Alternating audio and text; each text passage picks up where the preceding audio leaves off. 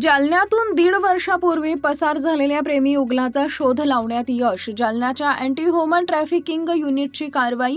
पुणे जिल्ह्यात प्रेमी युगलानं थाटला होता संसार. आज दिनांक 25 जुलै रोजी सकाळी 10 वाजता मिळालेल्या माहितीनुसार जालन्यातून 1.5 वर्षापूर्वी पसार झालेल्या प्रेमी युगलाचा शोध लावण्यात पोलिसांना यश आलंय. जालन्याच्या अँटी ह्युमन ट्रॅफिकिंग युनिटनं ही कारवाई केली आहे. जालना शहरातील टीव्ही सेंटर भागातील एका 17 वर्षीय अल्पवयीन मुलगी भोकरदन इथं मामाच्या गावी गेली होती. त्या दरम्यान तिला घराजवळच तिच्या राहणाऱ्या अक्षय मोरे वय वर्ष 24 यानं 13 एप्रिल 2024 रोजी पळवून नेलं होतं. या प्रकरणी भोकरदन पोलीस ठाण्यात गुन्हा दाखल करण्यात आला होता. या गुन्ह्याचा तपास जालन्याच्या अँटी ह्युमन ट्रॅफिकिंग युनिटकडे वर्ग करण्यात आला होता.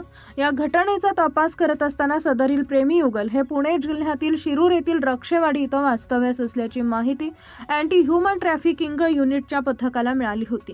त्या माहितीवरून अँटी ह्युमन ट्रॅफिकिंग युनिटच्या पथकानं शिरूर येथील रक्षेवाडी इथं जाऊन सदरील प्रेमी युगलास ताब्यात घेतले. त्यावेळी त्यांना जालना इथं आणून भोकरदन पोलिसांच्या स्वाधीन करण्यात आलाय. या प्रकरणातील अधिक तपास भोकरदन पोलीस करत आहेत.